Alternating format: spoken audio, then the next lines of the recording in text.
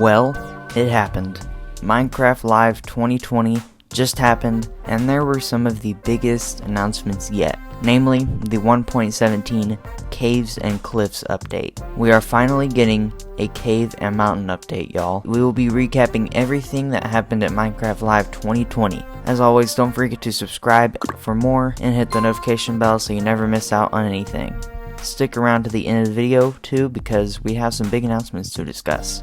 At the beginning of the main show, Mojang announced the next major update coming to Minecraft, the Caves and Cliffs update, the biggest update requested by far. This is also one of the biggest updates yet, possibly even bigger than the Nether update, and that's a lot to say. This update features revamps to both the caves and the mountains. In the caves, we see entirely new cave generation that is just mind-blowing. We will also have biome-specific caves, for example the Lush caves. The Lush caves are overgrown with vegetation, especially some new plants. These plants are very interactable as well. I don't want to go too in-depth to everything just yet. I'll save that for the snapshot showcases. This is basically just an overview. We also now have amethyst crystals. These will be super rare and will generate deep below in the caves. They also make really cool sounds. You can also use these crystals to make crystal shards, which can be used for various things including crafting telescopes. Telescopes. We now have zoom in Minecraft without Optifine. Deep in the caves, we will also find a new incredibly scary and somewhat derpy hostile mob. This hostile mob is known as the Warden. It's actually blind, meaning if you sneak up to it, it most likely won't attack you. So then, how does it know when to attack you? Well, the Warden picks up nearby vibrations. He'll sense the vibrations and know you're there. He's also very strong. If you're wearing full netherite armor, he can hit you once and you'll have like 3 hearts left. Now this is a big one to all you redstoners out there. There is a new block known as the skulk sensor. Basically what happens is it'll pick up when something happens, like when you walk up to it, let's say, and it will emit a redstone signal. We now have wireless redstone. Now we can't forget about goats. Goats are coming in 1.17 as well.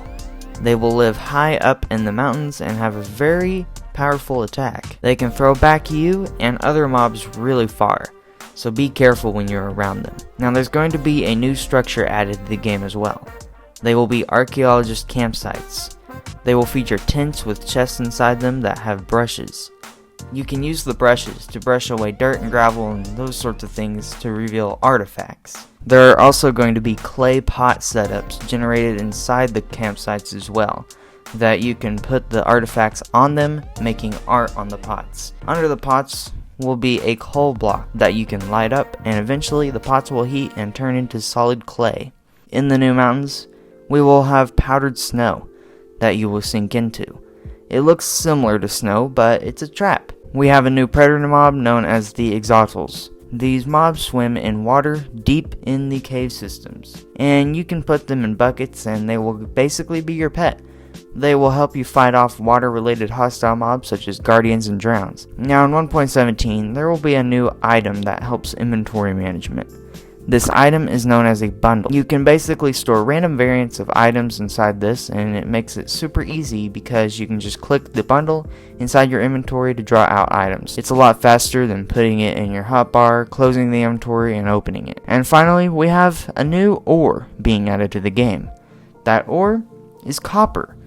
We can use copper to make different variants of copper blocks, and over time, just like in real life, the longer you have a copper build, it will slowly transform into a green copper. That is honestly going to be very cool. The Caves and Cliffs update is going to be a huge update with lots of new blocks, items, and features. The full release is hoped to be released next summer, and snapshots could start soon. So as you should know by now, this year we had a mob vote. This mob vote contained 3 mobs we had to choose for as a community to be added to the game. You guys probably know that I was rooting for the chillager.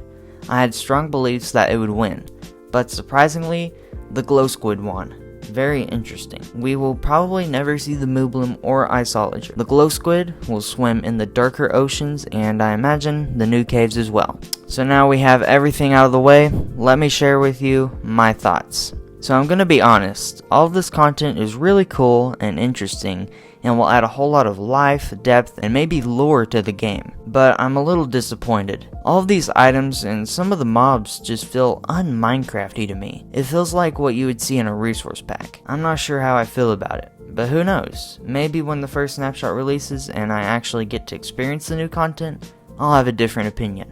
That's gonna do it for today. I'm about out of time. I hope you enjoyed it. Don't forget to subscribe and hit the notification bell for more. Hit like as well to show your support. I'll see you in my next video, everybody. Take care and goodbye.